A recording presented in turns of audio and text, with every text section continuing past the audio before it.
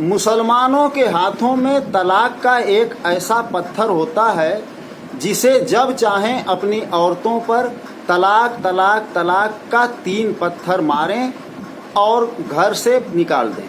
दोस्तों, ये कथन मेरा नहीं है, न ही किसी अन्य मुसलमान का, बल्कि ये कथन उन लोगों का है जो रात दिन मुसलमानों के खिलाफ प्रोपगंडा चला रहे हैं। 3 तलाक का मामला मुसलमानों का अपना मामला है। अमेरिका से लेकर इंडोनेशिया तक दुनिया में जहां भी मुसलमान बसते हैं, तलाक का यही कानून राइज है। विवाद सिर्फ इसमें इतना हो सकता है कि एक ही बार में 3 तलाक दे दिया जाए या एक महीने के अंतराल पर। बहरहाल मुसलमानों के तलाक के मामले में कट्टरपंथी हिंदू संगठन पिछले कई सालों से अपनी टांग अड़ाते चले आ रहे हैं।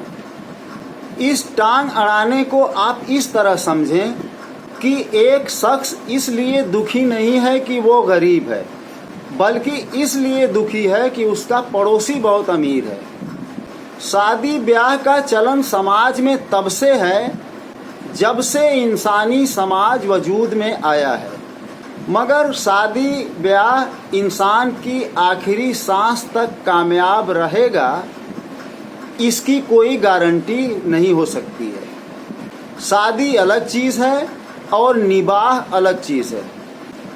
तलाक यानी विवाह विच्छेद की व्यवस्था भी शादी के व्यवस्था के साथ साथ चली आ रही है, मगर आज भारत का कोई हिंदू अगर अपनी पत्नी को तलाक देना चाहता है तो उसको एक लंबी अदालत प्रक्रिया से गुजरना पड़ता है।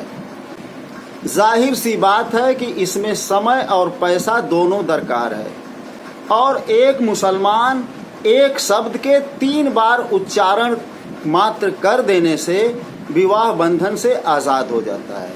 मुसलमानों को इतना आसान तलाक व्यवस्था इनके मज़हब इस्लाम ने दिया है, और भारत के मुसलमानों को ये सहूलत इनके पर्सनल लॉ के तहत मिली हुई है। शायद इसीलिए अक्सर दक्षिणपंथी संगठनों को ये कहते हुए देखा गया है कि ये देश शरिया से नहीं चलेगा बल्कि संविधान से चलेगा। मगर शरीयत का ये कानून भी तो मुसलमानों को संविधान ने ही दिया है। क्या ये लोग इतने भोले हैं कि इतनी सी बात इनकी समझ में नहीं आती कि संविधान में मुसलमानों का पर्सनल लॉ शामिल किया गया है। मैं इस वीडियो में पर्सनल लॉ पर विस्तृत चर्चा करने वाला हूं। आप अगर हमारे चैनल पर नए हैं तो आपसे गुजारिश है कि मेरा चैनल सब्सक्राइब कर लें और मेरे अन्य प्रोग्राम भी देख लिया करें, और लाइक शेयर और कमेंट करना न भूलें। आपके कमेंट और लाइक से मुझे बल मिलता है। आप मेरे चैनल पर बने रहिए, मैं अभी आया।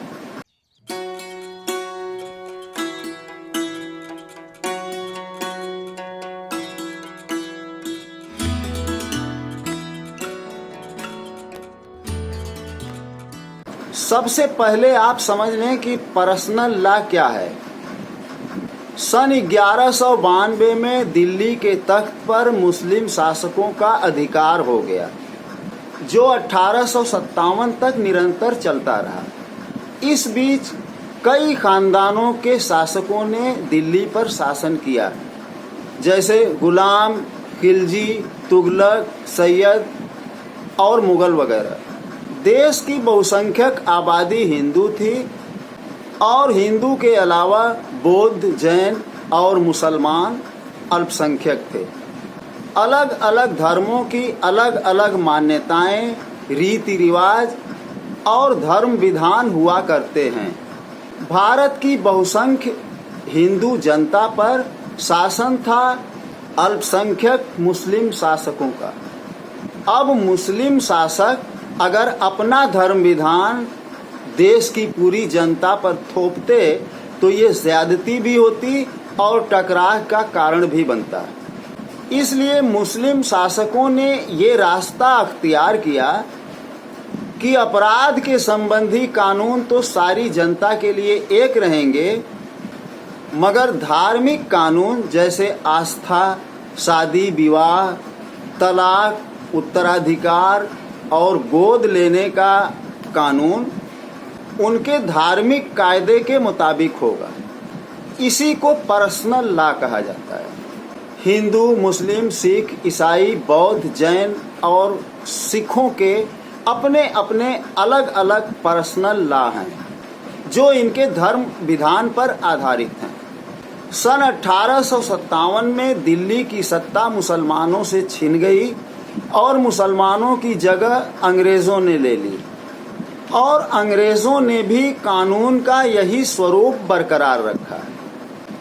अंग्रेज शासनकाल में भारत में ईसाई मजहब का भी कुछ हद तक विस्तार हुआ।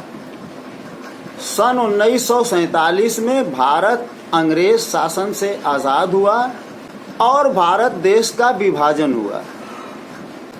भारत और पाकिस्तान दोनों देशों के रहनुमाओं ने अपने अपने देशों में विधान का यही स्वरूप बरकरार रखा।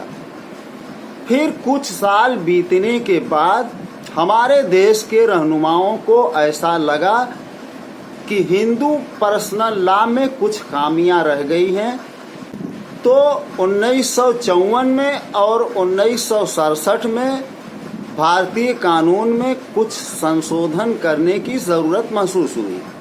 देश में दो नए कानून आए। पहला कानून ये था कि एक हिंदू अपनी पहली पत्नी के जीवित रहते अपनी दूसरी शादी नहीं कर सकता, और दूसरा कानून ये था कि जब हिंदू पति पत्नी में न बने तो दोनों आपसी सहमति से तलाक ले सकते हैं। जिन लोगों को ये फख्र था कि हमारे धर्म में विवाह जन्म जन्मांतर का संबंध होता है, इसे कभी तोड़ा नहीं जा सकता, और मुसलमानों में तलाक जैसी बुराई है और विवाह एक अनुबंध है जिसे जब चाहे तलाक देकर ख़त्म किया जा सकता है, उन लोगों को भी एक दिन तलाक की शरण में आ जाना पड़ा।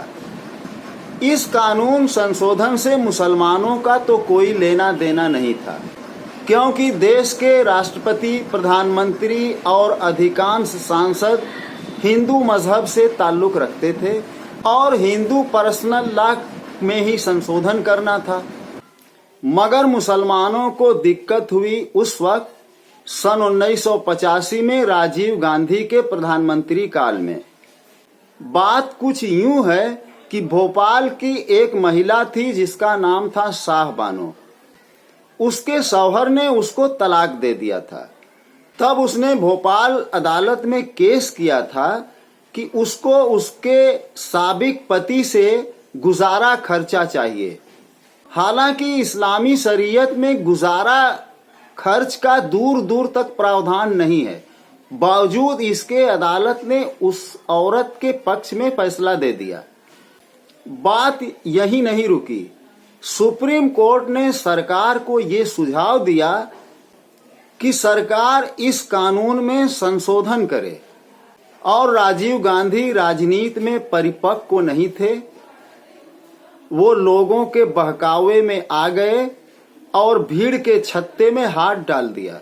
उन्होंने मुस्लिम पर्सनल लॉ में संशोधन करने का पूरा मन बना लिया। इस मामले में मुस्लिम संगठनों ने यथासंभव उनका विरोध भी किया। उसी दौरान कुछ उपचुनाव हुए जिनमें कांग्रेस को करारी हार का सामना करना पड़ा, जिसकी वजह से राजीव गांधी को इस मामले में यू टर्न लेना पड़ गया। इस वक्त बीजेपी सरकार को भी एक धुन सवार हो गई है कि एक देश एक कानून, यूसीसी यानी यूनिवर्सल सिविल कोड अर्थात समान नागरिक कानून, अपराध कानून की तरह व्यक्तिगत कानून भी पूरी देश की जनता के लिए एक समान होना चाहिए, जिसको पूरे देश पर लागू कर दिया जाए।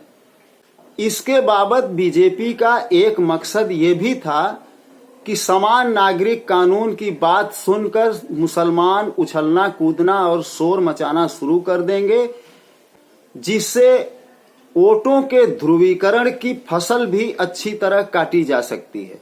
मगर मुसलमान इस मामले में खामोश रहे और तेल देखते रहे और तेल की धार देखते रहे।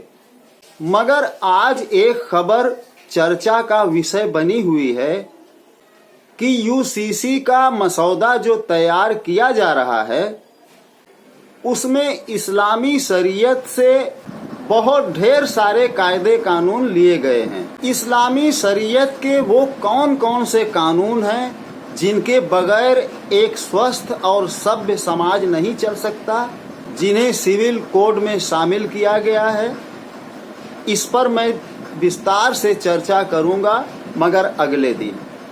इस वीडियो का शेष भाग आप देखना न भूलिएगा। मिलता हूं अगले वीडियो में। जय हिंद।